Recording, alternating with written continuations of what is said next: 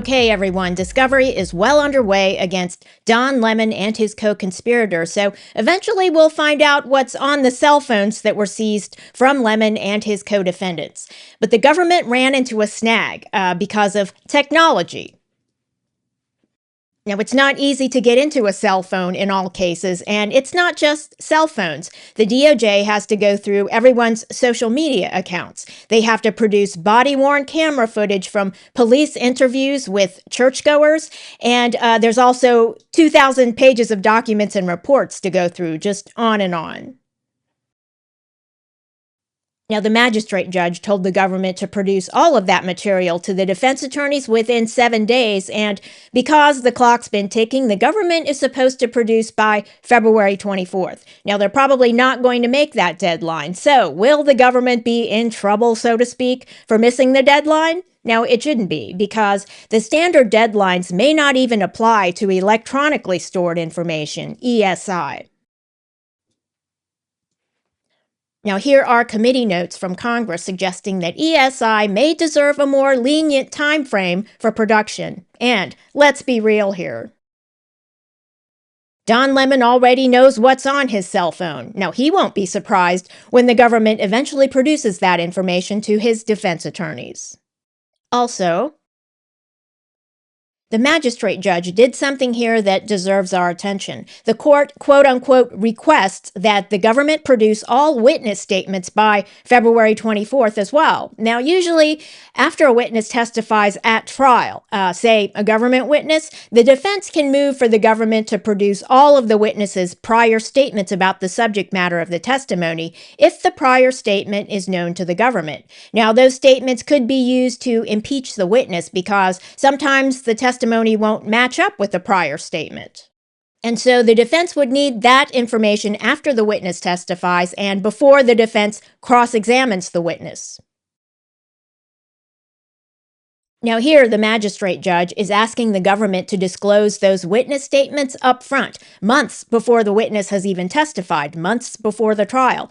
Now, this type of request by the courts isn't unusual anymore. I just wanted to emphasize that we should pay attention to it because it gives the defense a huge amount of additional time to prepare to cross-examine government witnesses and to facilitate plea deals. Now, I've emphasized on this channel before that courts love plea deals because judges are busy and would prefer that the government and the defense work things out between them without the court's intervention.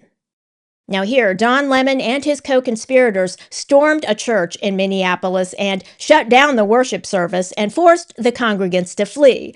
So the government's witnesses here would be the congregants who attended the worship service and were harassed and intimidated by Don Lemon and his co-defendants. The defense could even forego cross-examining the church congregants because it would just make the defendants look bad, in my view. The defense really has nothing to gain from doing a hard cross-examination of churchgoers. Now, the leaders of the church attack, however, Nikema Levy Armstrong and Chantel Allen, might think very differently, though. Maybe all the defendants think very differently about it. But back to the cell phones. During the arraignment, one of the attorneys for Don Lemon reportedly said that the government should limit its search of Don Lemon's cell phone to just a narrow time frame, the day of the church attack. But that's unreasonable. Now, if Don Lemon had been planning the church attack with co-conspirators for months before it took place, that information would be relevant and discoverable.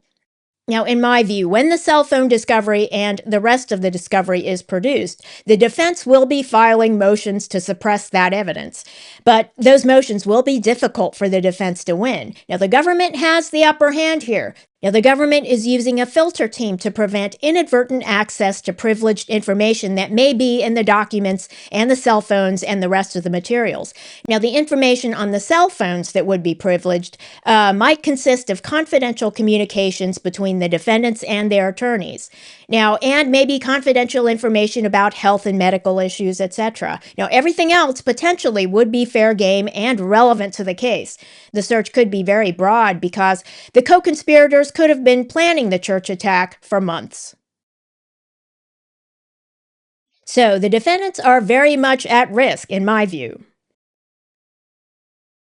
The government has filed a motion to designate the case as complex, which would add 90 days to the speedy trial calendar.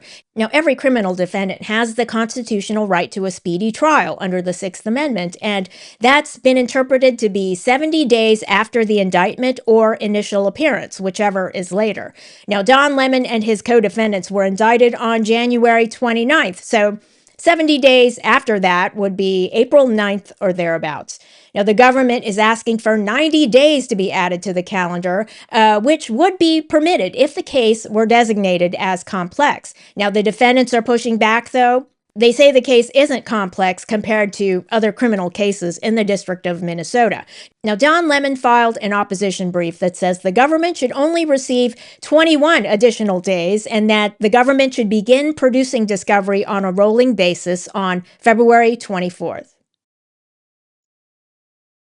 And that's a lot of pushback from the defense, but Don Lemon's defense here hasn't lost sight of the fact that the court itself is encouraging the parties to reach a plea deal. Now, Don Lemon and Georgia Fort, the two alleged journalists in the case, filed their opposition to the government's request for more time together. So, there's been a shakeout. Don Lemon and Georgia Fort want to be treated differently from the other 7 defendants, and it's a strategy. Don Lemon is in desperate need of a strategy because most Americans don't agree with what the defendants did. Now, for example, we don't see protests across the country of the type that occurred in Minnesota.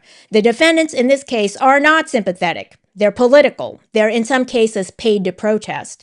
They disrupted the peace and tranquility of a church Sunday service to berate churchgoers about U.S. immigration policy, of all things. And they recorded all of it on their cell phones. They even brought Don Lemon along to call even more attention to what they were doing.